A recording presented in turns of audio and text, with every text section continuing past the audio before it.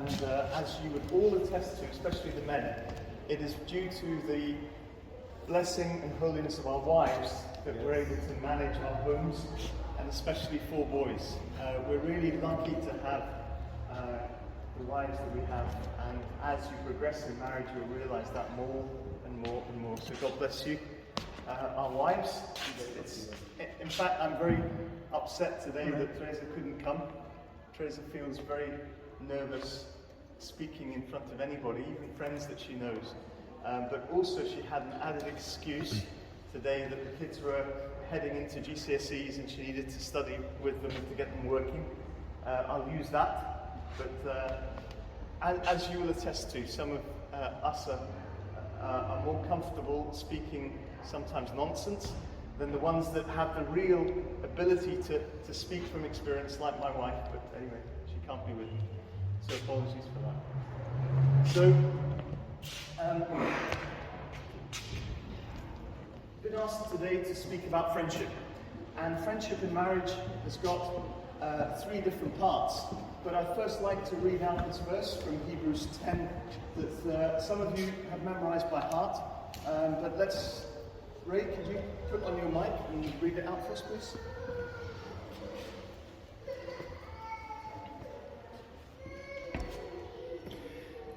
And let us consider how to stir up one another to love and good works, not neglecting to meet together, as is the habit of some, but encouraging one another, and all the more as you see the day drawing near. Okay, quick comment. What words jump out at you from this lovely verse from Hebrews? Not neglecting to meet together. And what does that make you think of, Mike? So Michael helped me prepare a lot for this talk. He gave me a quick overview, but his inspiration was really beneficial. Mike? I just asked the Heavy Mantra questions. I think just like when you get married and like when your responsibilities grow, it's just hard to be as not like intentional, but I feel like in single life it was almost like automatic gear to just meet up in groups and constantly like be in fellowship and hang out with people like every single day, maybe after work or whatever. And I feel like as responsibility like grows, and for me especially like after COVID, it feels like you have to be way more intentional to actually meet with people. Otherwise it's easy to just not meet with. So this verse to you speaks about being intentional, deciding to meet up and to continue that. Yeah. Excellent. Any other points from anyone on this verse? Thanks. Okay, we'll come back to you guys. So let's see if I can get the pointer started. Interesting. Is that plugged in? You can tell I work in IT, yeah? So I'll just press the button. So we're going to be looking at 3 different aspects. One is how marriage changes our old friendships. The second point is friendships with others, new friendships that we may form after marriage. Why are you laughing? You work in IT as well, Ron? And then friendships with our spouse. And at first when I was asked to speak, I thought that friendship with our spouses was the focus of the talk today. But from the questions that Michael sent me and the points that he was stressing, it helped me to develop the other 2 points. That's why it really has blossomed, because of Michael's questioning. So, before I got married, I used to watch what happened to my Sunday school teachers. Hope you don't mind me saying this. So I will say it, because I'm a bit cheeky. One of them was Uncle Claudius. Uncle Claudius is Archdeacon now in our church. He was a really amazing Sunday school teacher that we all looked up to. We loved spending time with him. He wasn't our sole Sunday school teacher, so at the time we had Uncle Nabil and we had a man called Uncle Nagy. But as soon as Uncle Claudius got married, it seemed that there was a sudden shift. And we were distant from our Sunday school teacher and couldn't spend as much time. We were lucky if we saw him once a month. And then I was watching, how come? You're our Sunday school teacher. And it wasn't just him. Many other male role models that were teachers, after marriage, things would change sometimes. And yet they were still active in the church, and they were still active in their service. But why the change? And I kept that in mind. So when I got married, me and Teresa got married, we decided that we would try our best to show that somehow we could still juggle service and marriage and kids at the same time. So even when we had our first conference in 1994 and then 1995, Stephen came shortly after, and we had Friday meetings. Teresa would come to the Friday meetings with Stephen. I'd be holding Stephen under my arm as we were leading the Friday meetings. It was intentional, and we were trying to show that somehow you could still come to meetings as a married couple. You could still come to meetings and serve even if you have children. But it was hard. Marriage does disrupt, and it does change things. And especially in the first few years, the friends that you had before marriage, that you were meeting up with regularly, that you had a relationship with, that they could come to your house, you could go to theirs, you could meet up after work. There's a natural disruption. But what's the right balance? And that was the question that you posed. That after marriage, there's no doubt that a person's priority shifts. You're now no longer one individual person. You are two people united in the sacrament of marriage for the purpose of each other. The Bible says that we are to leave our mothers and fathers and cleave to our spouse. And that's according to Genesis, according to God's will and purpose. And there's a unique partnership forming, and it needs time and space to form. And the friendships that we used to have may still be kept, but you might not see them for a while you're still juggling the first few months and years of marriage, trying to figure out that status quo. It doesn't mean that married people don't need friends. All I'm saying is that especially at the beginning, slightly before marriage, when you're spending a lot of time with your wife or husband-to-be, and after marriage, when you're getting close to try and figure out the new living arrangements, etc. Your friendships with other people, your old friends, suffer. But to what extent? So, an old saying is, make new friends, but keep the old. One is silver, the other is gold. It's an English phrase from 100, 200 years ago. Make new friends, keep the old. One is silver, one is gold.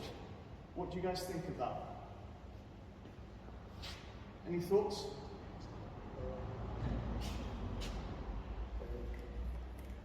What about if I got married? The question is not really, I'm just asking. يعني in general. وبعدين I found my wife مثلا doesn't like some groups of my friends, and she wants to cancel them from my life. Or other way around. He can't accept X, Y, Z from her friends. How can we deal with it? Cool. So, a woman's been married longer than me. I'm going to pass the mic back to you. I want to know your thoughts. What's your experience?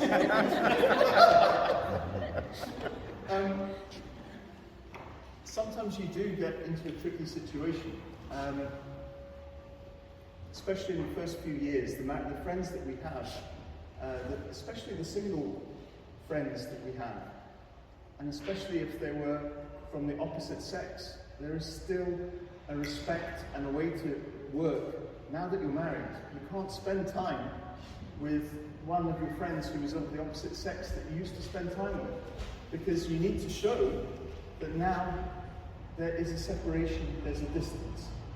But to what degree, you have to find out from yourselves and work it out. But yes, if my wife, if my husband, or my wife, feels that I'm spending too much time with my old friends and that's affecting home life, then the wise thing to do is listen, understand where that sense is coming from. Because in the first few years of marriage, it's really important To cleave, meaning to leave your old friends and your mother and father. That's what the verse means. And to cleave onto your wife to try and make that work. Your friends, if they're true friends, you can have an honest discussion with them and say, look, marriage is difficult at the beginning. I still value you as a friend, but please know that I won't be able to have as much time as I had, and that the relationship is different. Bear with me. When things calm down and we've got to know each other and trust each other, then I want to spend time with you. Are you okay with that? Some friends won't be okay with that, and they'll leave. Hopefully to come back later. But that's unfortunately what happens.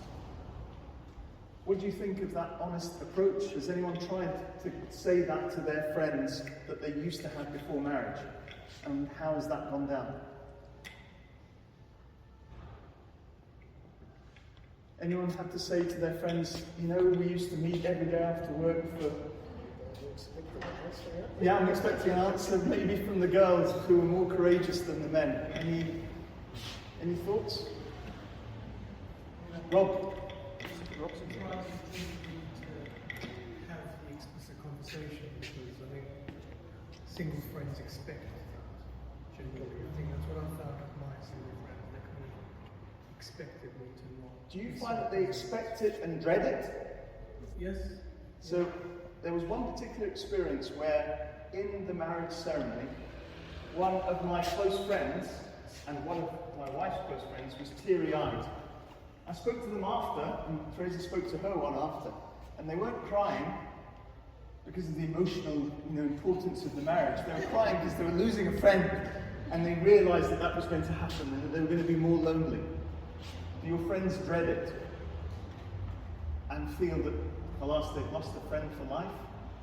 Or is there more of an understanding that you still value them, but there needs to be a time of separation and maybe things will get back? What do you think?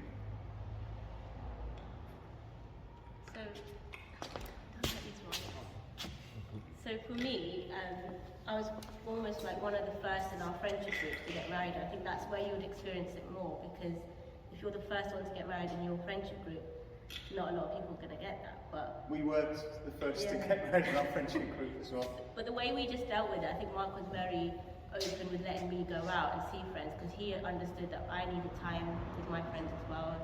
We just managed it that way. But I mean, I had great friends, so we didn't have this problem as much. They were able to understand that. Actually, if the friends are really great, then maybe you don't need to spend too much time with them at the beginning. A lot of them were already starting to have their own kind of relationships, and they were still understanding that. So that was a good kind of balance. But I get it, if you're the first and the rest of all your friends are all single, then yeah, I can see how that could become.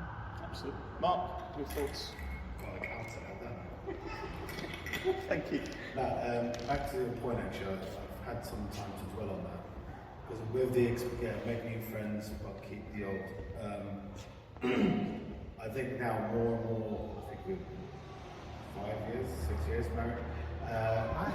I've learned to. I remember. Mark, this is a bit of mistake. I think now it's more with the old friends. Making the new friends, there's a lot of people who have now the group that we're with now. I never would have thought 10 years ago would be close and friendly. But it makes meeting the old friends who have stuck around more valuable next to goal part. So there's more value to when we do eventually meet, because it's not as common. It adds more value to memories and bringing new memories together as well. So there are certain occasions when old friends could be a disruptor to the family that's forming. And then listening to the voice of your wife or listening to the voice of your husband that this isn't a friendship that we want to keep encouraging is a good, wise thing to hear. Some friends you do need to separate from because they're not going to be something that encourages the marriage and encourages what you need to do. So the verse in the Bible, leave in order to form, to cleave with your husband and your wife together. But some friendships like Mark and Tina were talking about, they are to be encouraged. And we all need space, especially in the first few tense years of marriage. We need to just spend time with friends and just to relax. And that must happen. We must encourage each other to keep old friends to a degree. Because we all need that time, we all need that space to be a part and to think that we can get support from others. But there's a good balancing act. And I'm not here to tell you that. Maybe someone with experience like a woman could give an opinion. Anything else to say on that fiery question that you posed?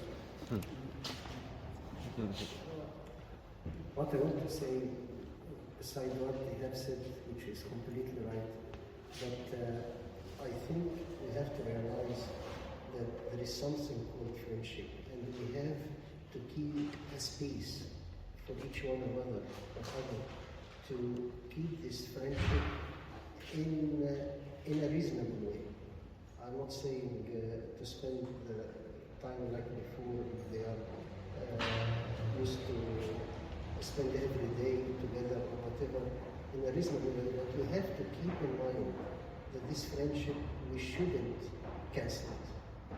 But we can keep it in a way or another. This is the aim of my question.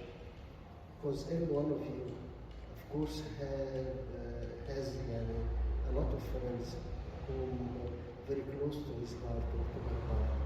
And the other partner should realize it. We can give always marriage a priority, but we can keep the friendship. Thank you. Thank you. Michael, Sandra, anything you want to add? You're the one that posed the question in answer to a woman's question. What are the challenges? You've just been newly got together. How have you faced those challenges? Well, I was actually going to say I had a challenge. I think you expect the challenge to come from your single friends, but mine actually had a challenge from a married friend because I thought it was going to be a given that, you know, They would understand. They would understand that. I really value what you said about having that transparent and honest conversation because maybe if that had happened, things would be different. So it's making. I'm thinking now a lot about that. So I think every situation is different. And Every situation is, but you could be the first person to get married and then it's difficult for you because you're the first. You could be the last person and it's difficult because everyone's so used to relying on you to be there, to be the center of whatever the plans are to hold the friendship together, and then all of a sudden you take a step back. It's unsettling, which is understandable. perfect comment. Thank you. Michael, anything to add? Does it answer the point that you wanted to raise? Is there anything else that you want to prod and challenge? Yeah, lots of things. Okay. Anyone else? Irene?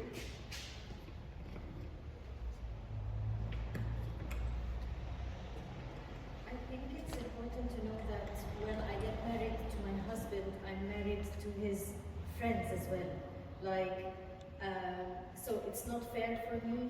Once we get married, I tell him, no, don't meet this and don't meet that, because I knew this is his people, or this is what helped him become the man he is today, in a sense. So once I accept him, I feel I should accept him with the whole package. That's a really wise saying, but it depends on how wise and respectful the husband has been. I can speak from the husband's side because I'm not in any danger here.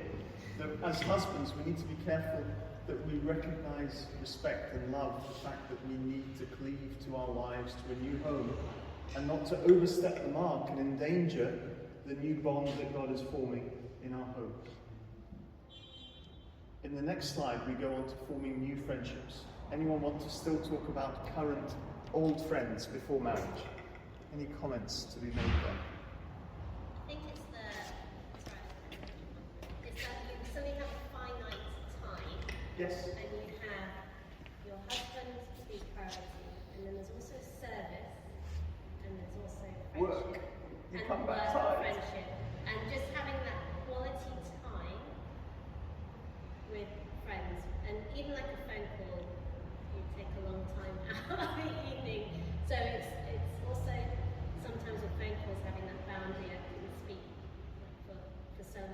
need to get that. But for me, it was that juggling what husband, obviously not juggling, but husband, work, service, friends, and feeling guilty when I'm not there for friends who I know are going through a hard I time. think this is what we need to decide on as well, guys. Let's not feel guilty.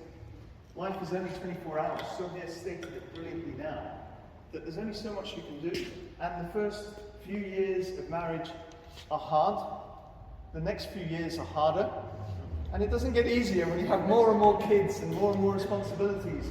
And God throws into the mix health and other issues and health of parents and all these things. It's not an easy ride. And that's meant to be so that you ride that together. But don't feel guilty.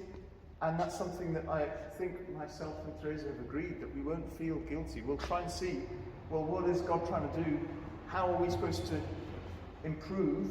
But without guilt, is there something that we're called to do differently?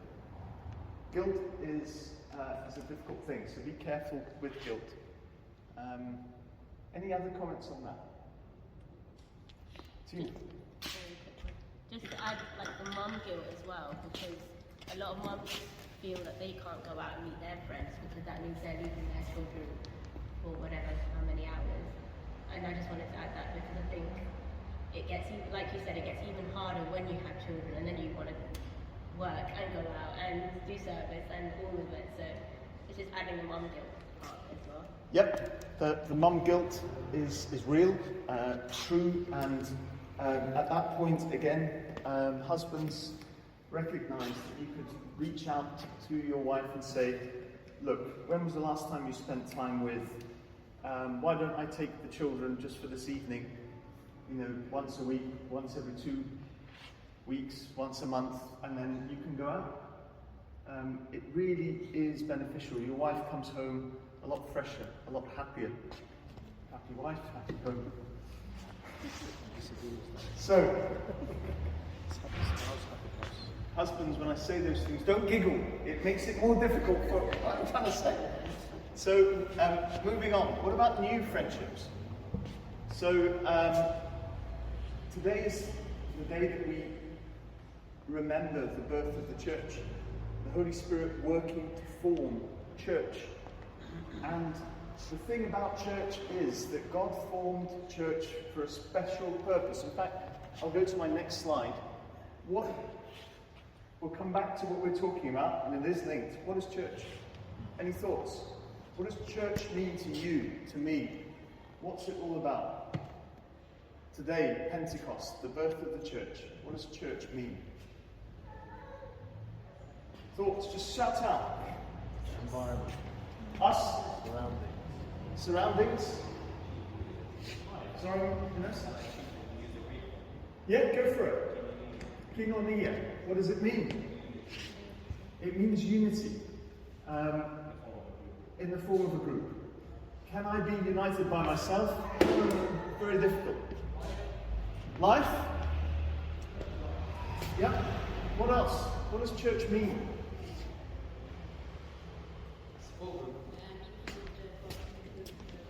Meeting with God? Yeah. You see, our faith is very, very specific. In other religions, they come to a place of worship to meet God by themselves. Really, they do. If you look at the Jewish faith, if you look at Islam, if you look at other faiths, it doesn't have the stress on family coming together as church, being a wider family, as there is in Christianity. If you look at the community that our Lord Jesus Christ built while serving on earth, it was disciples and their families. And it was people. And he valued a child, he valued a mother, he valued the needy. There was an emphasis in our Lord's teaching on when we pray, say, Our Father. This is a drastic shift away from Judaism, from my Father, the creator of the universe, to our Father, my personal Baba. and my church and my family, our Father. As Christians, we're taught that even when we're praying by ourselves, we're to recognize that we're part of church. We're part of a group of families that God has called us to worship together with. Why? So that next question, why is that a purpose? Why is God so insistent that we form church, that we don't just do Christianity by ourselves, and that we're to call him our Father? Why is that important? Today of all days, what do you think?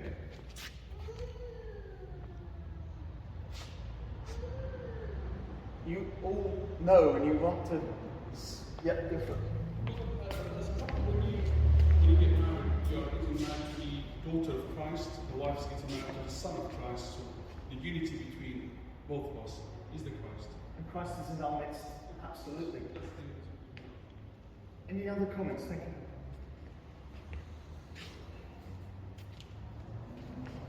It's things that you are probably thinking and saying, as I have been.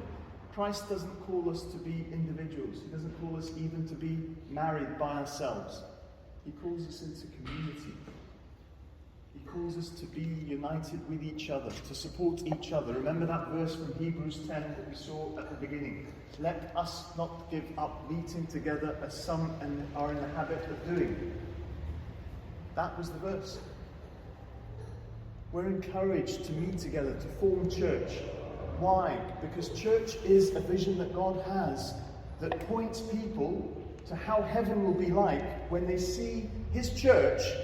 They see what it would be like to live in heaven, in unity with each other and with him. Our purpose on earth is to show love, real devotion to each other, not just husband and wife, but other families, other single people, uniting to show what love really can be like. The church is like an island, a lighthouse, that says if you want to know what heaven is like, if you want to know what Jesus is like, then come and see. We're imperfect families, but we choose to live for each other and to sacrifice for each other to form community, which is the meaning of koinonia in a different sense. Community, common unity in Christ. The early church used to get together, and when one person had need of money, let's say they lost their job, all the other families would put aside some money weekly, monthly, to make sure that family was provided for until they were able to get on their feet. The early church decided to set up, as we heard in some of us with the woman Anthony yesterday, to set up specific roles that would help widows, that would help those that don't have, the poor, the orphans. The church was about community, and it was practical. That's what God is calling us to. That's why today at Pentecost, it's important that we're looking at what is our purpose as a godly family, godly husband and wife. One of that purpose is to be in unity with others in the church. There's some discussions I want to show that a thriving, healthy church looks like it's got lots of deep relationships. There are deep relationships between married couples and each other, married couples and single. That the families feel comfortable enough to tell other children off as to how to behave and to be used as advisors of big uncle. Uncle Sharif says that I shouldn't be doing this. Now, Dad, I wouldn't have listened to you, but Uncle Sharif, I've always liked the way he treats me, and I think and there's that collaboration. That's healthy, strong relationships. We have to look at ourselves. Is our church like that? Am I like that in the church? Am I choosing to be committed to church so that it is deep, healthy relationships? Or do I just come to church, be part of the sacrament and leave? That isn't actually what we're called to be. We're called to be, an unusual sentence here, we're called to be in each other's hair. Sorry, Amber, me and you. We're called to be in each other's hair. We're called to be entangled with each other, to have our lives knit closer together so that we are living real church. And We might not be doing that yet, but that's what we're called to do. We're called to recognize that we can't do it alone, that we're not supposed to be alone.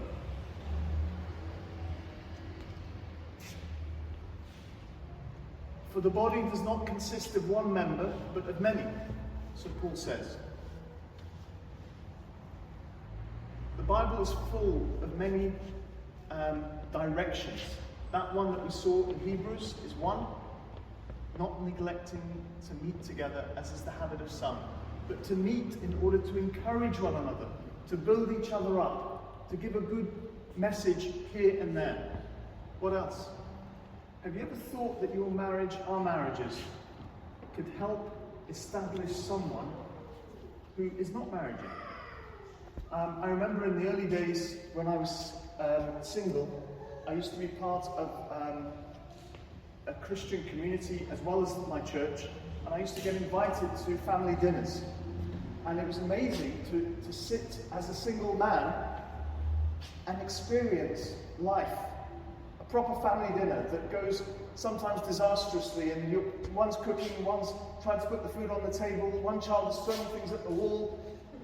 And it was lovely for me to see that they would let me be part of that experience, to see what married life is really like. It might be that each one of us as families is called to, well, let me take on and show a single person that's not yet married, why can't I invite them to our house once in a while to show them what they're letting themselves in for if they really want to do this. Another thing is, share married life. I don't know if you've ever done this. So Warner encourages my family and other families to go on dates, to set a date as a husband and wife, to spend time once a month, and to spend time with each other without the children, specifically together. But have you ever thought of going on a double date? You see, it's difficult to invite another family to your house because there's all this work and you have to prepare the food and you have to make sure everything's tidy. Well, just agree together that you're going to go to Nando's and you're going to meet up, because the purpose isn't the food. Nando's is all right. But the purpose is that we meet together, that we share together time, that we catch up on old friendships. Our purpose is also to increase our sphere of relationship, to try and grow our relationships as a family. A few years back I got invited to Sharif's house where there was a Bible study, because Sharif had formed a group around himself, him and Andrew and others, where they had a Bible study once in a while in their local area. It's amazing when that happens, even if it's once a month. It creates a feeling that we're encouraging each other, that we recognize that church, family, community is about sharing our lives together with each other, not just me, my husband, and my child or children. Do you get that vision that I'm trying to pass today? That there's a place where each individual family needs to be able to reach out and to be part of strong community, real community.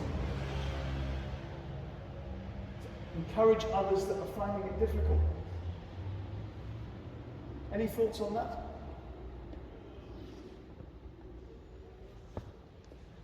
Anything that touches you on that, that chimes with you, that makes sense? Oh dear. Hope I haven't gone down a rabbit hole, but it is important. Any thoughts? Encouragement.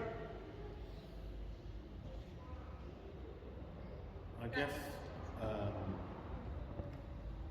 guess it's going back to the point of like the friends we have now, or the friends we had before, and the friends that Tina and I we have formed as a couple, new friends. But we would never have suspected to have done so. But because of social events, we've been all together. I mean, we have done the double dates, I think, a couple of times. But we've actually gone one further, and you never thought we would do. Joint holidays. Joint holidays. We literally just actually. I'm very jealous sometimes to see your pictures, but don't stop posting them. But it's great that you guys are going on holidays sometimes with each other. That shows that God is making a really integrated church that isn't just coming and leaving, but that we're forming bonds with each other that are real. And actually what people don't see is that, like, because you see the pictures, but you don't realise that actually we were trying to encourage another couple because they're too scared to go on holiday with their little one and whatever, and we're trying to show them actually you can do this, and it's learning from each other, and I think that's why it's important to have friendships in the same path as you are as well as the single ones. But I do agree with the single ones obviously as well, but just to learn from each other as well. And we talk about learning from each other, and we joked earlier, but even the joking that we have as couples with each other helps to correct some of our bad behaviour. Can you really say that to him? Can you really say that to your wife? Oh, she never lets me get away with this. All that joking actually helps sometimes, if it's done in a good way, to form and educate and to help us air our frustration, but learn from watching how others do it, how we can correct some of our actions. It's really important. Any other thoughts? Sylvia, you're going to say something. Any other thoughts? Emma, Francesco, do you want to say anything? Sorry to put you on the spot. Anyone from over there? Emma, I'm going to put you on the spot because I always love to listen to you speak. Go for it. Any question? How have you found that after marriage, after a child, how has it been helpful to meet up with other couples that have children? Yes, it's very helpful. Because I think sometimes you feel like you're going crazy and then you realize it's normal. And sometimes you feel like you're the only person with certain problems or certain things, and then you realize, actually, no, we're all in the same boat together. So, and I think this meeting specifically, the MAC meeting, is like a place where I get to meet Maura just after texting her for months and months of trying to meet up and we can't. And then yeah, I can see that we're both sleep deprived, so it feels good to know that I'm not alone. And yeah, you meet another person with a kid who has so much attitude, and you're like, that's okay, my kid has a lot of attitude too. So there's something. And you've got the Georgia, they come with a lot of attitude. They do. But the thing is, like, it's a beautiful journey, and you forget that sometimes when you're in the thick of it. And I think it's really important to see other people, meet other people, and realize you're seriously not alone. So whether it's you're just married, or you have one kid, or you have 5 kids, Maura and I are just talking about the fact that our kids are sick, and like that's, you know, you sent the message that your kid was sick on the same day my kid was sick, and we did the exact same thing, which is stayed up all night, took care of the kid. The next day you go to work and you're really tired, but I don't know what it is. Maybe you can answer the question. Why is it that we feel better when we know we're not alone in the situation? I don't know. I think actually God works it that way, that sometimes our challenge is shared by others at the time we really need them to have the same challenges as us, because God wants to help us to grow closer to each other, but to support us at the same time. I wish I'd known that you were going through the same thing, because it felt really horrible for 2 days at work. I didn't have energy and I had to stay up that night giving medicine, checking the thermometer every hour. I thought, you know, 4 kids on that wouldn't happen, but it still happens. Maura, do you want to add anything? Thank you. Guys, I hope we get this message that we're called to be church together. Who else was? Henry. Go for it. A controversial question. So, what about friendship between you and your spouse? Right? That's coming. That's the third okay, part. good. Okay. All right, I'll leave you to it then. No. What were you going to say in that? And I'll make sure to cover it or not to cover it. I'll let you cover it. So, I don't know if, I think most people probably go through this, but at the beginning of marriage, before children, the dynamic is much more of a friendship dynamic, right? Yes. And then after children, that changes. Okay. So this is a really strong point that I want to highlight, and it could be at this point that I get things thrown at me. I sometimes Maybe I'll do the slide at the end. No, I'll do it now. So, marriage is hard. And I've talked about the first few years of marriage, and then when you have a child, especially if it's in the first few years, it gets even harder. And then if you're not careful, your focus becomes your children, and that you miss out, because there is hardly any time. How can I spend time with my husband, with my wife, when I'm struggling to get the clothes done, washed, and that goes for both husband and wife, get the cooking, get the cleaning, making sure the house is in a good space.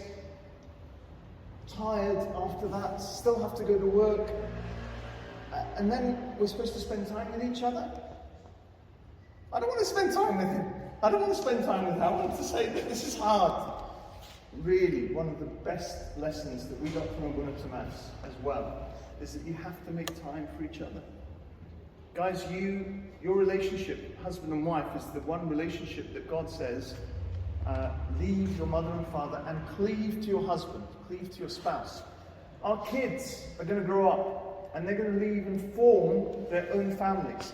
But God has called us to be companions, husband and wife together. God has called us to invest in our marriage, in our relationship, in our love for each other, even when we're juggling 4 boys, when we're juggling washing up, cleaning, household chores, the washing machine is just finished and I need to hang up the clothes, and it's all crazy. And every time I walk in the house, there's a piece of Lego that just happens to be in exactly the right place to cause me pain. That is life. It really is. But don't forget to have fun and to enjoy and to share times with each other. How do you do that? How do you do that? So I got very jealous a few years ago when I heard a couple talk about how their relationship as husband and wife had become one of best friends. Ah, really? Yes. And that we're trying to make each other be best friends for each other. And so I encourage me and Teresa to pray that we come closer to the friendship that we had before marriage and the early years or months of marriage for some, because it's important that we strive to be best friends. The danger is that we try to do it by ourselves. The key is that we say, Lord, you've called us together. You've united us in church together. Help us to be best friends. Help us to know how to share time with each other and be closer to each other. So I've put some slides here that may be really impractical, but it's really important that we recognize that I'm actually losing my husband, I'm actually losing my wife because I'm focusing fully on my children, but we're not called to that. Somehow we're called to still devote the special relationship that we have to our husband and wife, and that the children actually come second. And third, if God is first, then spouse, then children. It's a challenge. I offer you this challenge. If you are spending less time, if your relationship with your husband and wife is drifting because of kids, because of the busyness of life, choose to book this week a time where you're going to meet up for lunch, meet up for dinner, go for a walk, call mum, call dad, call someone to look after the kids for that 2-3 hours that you need to spend time together. Please. It'll be horrible if after the kids leave home that you discover, I don't know this stranger that I got married to 20, 30, 40 years ago. So let's look at that. Let's present that desire to God. Let's commit ourselves to be best friends, or recommit ourselves to have the desire to be best friends if that desire is gone. And let's remember the word stick or cleave. That's the word in the Old King James, cleave, but it means to stick like glue with your husband or your wife that God has given you. To stick like glue means that you do things together. And that could be as little as just going out for a walk 20 minutes after eating and saying, yeah, we've got a 13, 14-year-old in the house. The house isn't going to burn down. Things are going to be all right. We're just going to go for a walk and then come back. Or I'm going to call mum and dad to come and whatever it needs. So Proverbs says, a friend at all times loves at all times, and a brother is born for adversity. Do we share problems with each other? Do we share problems in a way that encourages the other person to help, but not to just annoy them? Another verse says, oil and perfume make the heart glad, so man's counsel is sweet to his friends. Your best friend is your wife.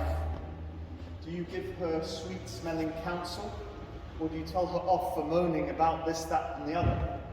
Same with husband and wife reversal. If my wife was here, she would be able to compliment and say the verses for the women. She isn't, so I'm having to say only things for men. Let our words be gentle.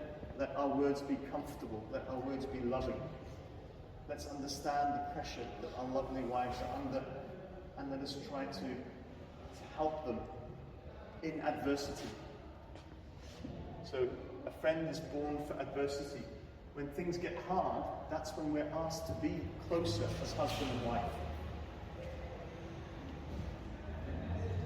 At any point, you guys can come in and interrupt. Any thoughts on the Hani? Does that cover the topic that you wanted to touch on?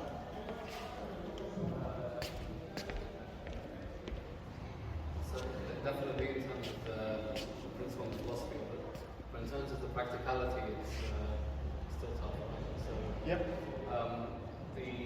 Going out on a date so often, even that can be a challenge. Right? Yes. So I offer you this thing that you already know about. You've got an amazing brother-in-law that can be available at the end of the phone when he's not on holiday in Tunisia, and you can say, come and look after the children who you so love, because me and Maura are going out for dinner. So if you can convince him to stop jet-setting around the world, please. He's just come back from Sicily and Tunisia? Yes, yeah. Hasn't come back yet. I'm not jealous of him. I am. No, honestly, reach out to those that can help, especially brothers-in-law, especially others. Invite them over. Say there's going to be food ready. Don't tell them you're not going to be around to eat the food with them. And just leave. Let them look after the kids. Anything else to add on that? So you're saying it's not practical. It is really hard to arrange. I think it's the practicality. I think a lot of the time, we as a couple, I'm sure a lot of couples want there to have, we want that space. It's just, it isn't possible. And all your single friends and all the people who cannot suddenly disappear as soon as you get married. Because you become less fun for them as well. So can I ask, Hani, are you working from home now? Yes. Is Maura at home? Yes. Do you spend lunches together walking? No. Is it something you can do? Can we? Maura? She isn't. Maura, you're at home and Hani's at home now, working from home a lot more. Can you spend lunch together? Have you thought of going for a walk? We don't even have lunch. There's no such thing as lunch. Agree. Whatever anybody can grab from the kitchen. No. Book a time in the calendar for work that you're going to be out from 12 and 2 and call it LNCH or something that doesn't tell people who are looking in your calendar that's actually lunch. But book it. You're going to go for a walk. Spend time. Romantic lunch with my wife in the calendar. It won't be romantic with 2 kids, but at least it'll be time with the one that you want to be more close as best friends. Me and Teresa just started doing that actually. I've already got the bookings in my calendar and we go for a walk, and especially when the sun is out, we've had lovely walks in Isleworth where I am next to Wilmington, Mass. There's a lovely walk around the river, Great Western River, and you can walk around the river and when the sun is out, we can talk, and then we come back and we feel really relaxed. It's important to do.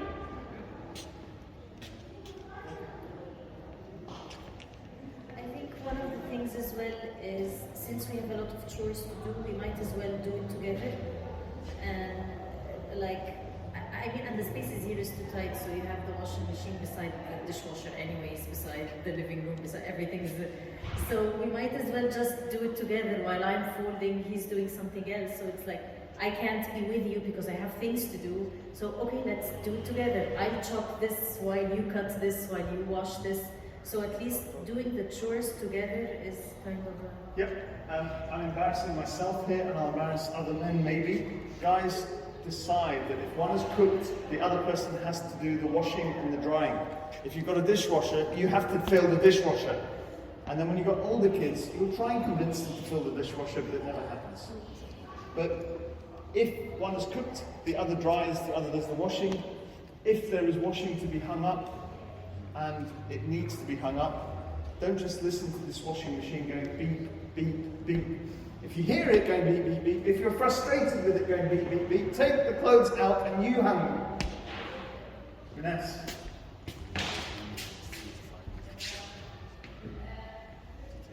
Admittedly, I haven't been in this community for long, but it seems to be a one-way communication format. You, like one of your slides says about encouraging each other. Yes. And I hear a lot of common either frustrations, challenges, or whatnot. If there was a way to communicate amongst each other, support each other, like, would have been maybe an easier way. Like someone's awake at 3 a.m. taking care of their children, might be someone else at 3 a.m. at the same time. Have you guys got a WhatsApp group together for Mac? Not as probably, no. Could you create a WhatsApp group for Mac? That might be a bit much. Could get chaotic. You're not going to say who's awake now at 3, because then you're going to wake people up. But at least you could tell each other, we've got a meeting, we've got this, we've got that. You might not. Okay. We have a committee group, but we send out communications whenever there's events and so on. Have you thought of a once-a-year picnic as a Mac group? You've probably done that before already. There's been discussions about it. So, Vanessa, would that help if you're at the same food park and then can talk to each other, get to build friendships that way? It is for you to comment. I think it's about us also changing our mindset. It's like we come to a meeting, we leave, we talk to someone for a few minutes, but why can't, if each couple makes the effort to get into contact and check up on another couple throughout the week, that's where that encouragement is coming. So we as a community need to change our mindset. This is not just a one-off Sunday meeting.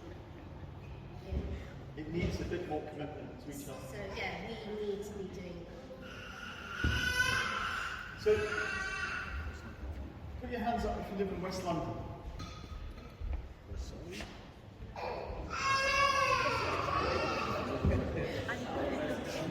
Yeah, put your hands up. So look at those who live in West London. Look at each other. And those are the ones you need to target. So get to know each other and get to help each other out. Some people in West London don't have kids yet. Put your hands up if you don't have kids and live in West London. Babysitters right there. Who lives in... We're happy to dog sit. No, you're not. Give us your four-legged creature. If they like to be fair. To be fair, we have used newlyweds in the past to look after Jerry. Yeah. So and they've just recently had their own little boy as well. So weirdly enough, We're hiring. For date nights. But no, but for that experience, what Ehab was saying earlier about he would go to family dinners and so on as he was single. Similarly, when you don't have to be friends with a married couple who have kids just because they have kids. It's even the couple that we were with at the time. Yes, they were single. Yes, Jerry was awake for about an hour, but they saw that hectic madness of Jerry needs to eat, dinner time, you have to put in nappies. That experience, visual experience, without discussion, has encouraged them, and we really got the feedback. So that's the point I want to. Encourage them to get married and to have a baby. To have a baby. Yeah. Wow, that's lovely. Because they saw that it wasn't as bad as they thought it was going to be. Yeah. You know, he slept and that was it. Okay. Guys, Can I just ask one thing? Look, we're lucky to have someone to look after Jerry. My mum looks after him 2 nights in a week. We still don't go out for those date nights because it's more about the exhaustion rather than it's actually us getting out, which is our issue. Why? You are tired, you are exhausted, but someone else is going to cook. And I keep thinking, you know, it's only going to get harder. Like if you have another child, it's Yes. going to be even harder. So this is the time that we should be doing things, but Invest I'd now rather just in sit getting at home. used to spending time with each other. Okay, okay. Honestly, take it from me. Yes, please. I'm just expressing my opinion, so Go for it. just bear with me. I have a couple of ideas. First, when you said that you went to a party and you were single and... Oh no, I went to someone's house, yes. Yeah. So you were like looking to them as if, wow, this is couple life and it's like the grass is always greener the other side. No, I was actually being a single man that has made a commitment to God to be single for another 3 years to come because of something strange that was going on. But I was still invited into their life to see what it was like. But I think it always happens when you are outside or you have an imagination thing. Then when you are inside the circle, you lose this thing. So I think this is the key. When you, in everything, when we are getting into a new job or starting new life or whatever, we forgot about the purpose. Why we started this. Sorry, I have this present. Anyway, so when we forget about this purpose, we continue in a circle without knowing why we are here. So I think we have to remind ourselves every time that we are here because of this or that. And there is no recipe or magic trick. Everyone has his own invention to deal with. I liked your points that the grass sometimes seems always greener, and then you get married. Or the grass seems greener, and then you have your first child. I like the fact that there isn't a manual, and that everybody's trying what works for their particular family. And I really like the point that you made, remind each other of the purpose. What was the purpose that God brought you together? Why did you fall in love with each other? What was the great gift that your husband had, that your wife has, that you so loved? What is it that God has brought you together for? Do you have a service that God is calling you to do in the church? Even if it's just to be united with other families, to share your Christianity together, to share your being. Because we are called, whether we like it or not, to be community. It's definite. Are we doing that? Remind each other of our purpose. I really loved your comments. We should hear more from you, please. Michael, thank you. So thank you, because I feel like what you said, like it means a lot to me because I feel like reminding yourself of the purpose like also affects the way you speak. And like I personally, maybe it's not for everyone, but I feel like words really hold a lot of power to me. And when I speak to a couple that maybe has a baby or a young child, and they're not constantly just talking about difficulty and problems and whatever, because obviously like it's difficult for everyone and there's problems for everyone, but you speak to some people and they almost like train themselves to speak in a way that like zooms in on like the blessing or zooms in on the lessons that they're learning. And it's not to say like don't complain, because there's a lot I'm sure to complain about. You're saying make sure that you do mention that the grass is a bit green. Yeah, because even like in marriage, like I feel like it's easy to just say like, oh, like this is what's going wrong, or these are the problems. But I feel like the more that we speak like that, the more that becomes our reality. Even though if we joke too much about negatives of marriage, that could affect other people's marriage. So be careful that even our joking isn't negative. But when you're with people that don't have children, do bring out the good points about having children. Michael, thank you so much. Abuna, could you wrap us up with any final words of wisdom you want to say? Sorry for putting you on the spot. It's very distracting. I guess one thing that's come to my mind is, we're talking a lot about friendships and we're talking a lot about connecting with other couples, with our children, and there is an inherent risk in that when we do that, we'll start comparing, and we'll start saying, "Oh, I wish," and thinking, like you said about the grass is green on the other side. Like, what if this could have been different? Why can't we be more like that? We always have to make a conscious effort to bring the positives out for ourselves. If it's a positive intention that, okay, there is something that I've seen that actually we don't have and would be good for us, then make it intentional. Don't feel bitter about it. Don't feel like we're comparing to others, because we all have weaknesses and we all have different ways of doing things and expressing things. And where one person is struggling with or one couple is struggling with something, another couple will have a different struggle that is not so obvious or apparent. So really important point about not comparing. This is so important, even comparing children. Oh, my child isn't like that one, he's always studying, or she's always studying. Really dangerous, and especially don't say it in front of your child.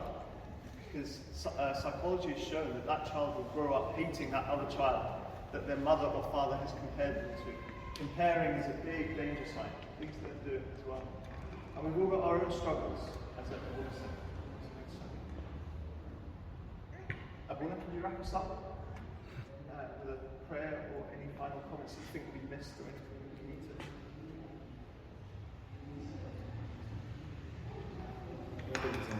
Thank you very much. God bless you, and a big thanks to Ehab for leading us through what's been a very interesting discussion. Not like I said at the beginning, not the immediately obvious topic to discuss, but it's very, very insightful, very helpful. So thank you. Let's stand up and we'll pray.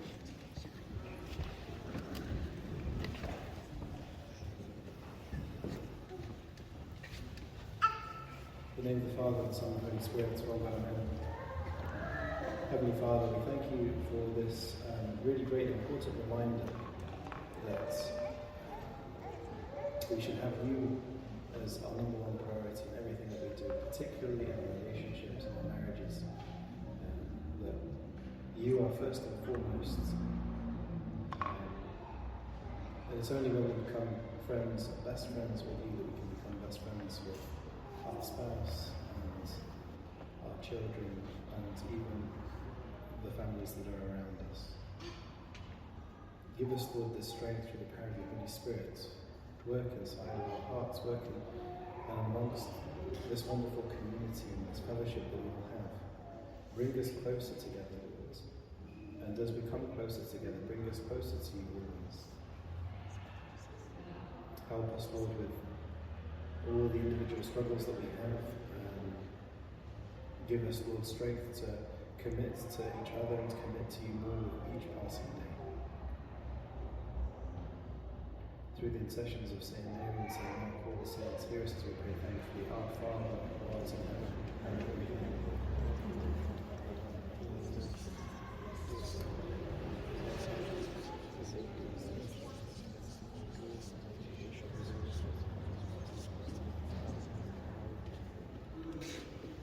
Thank you once again. To have any announcements for the team?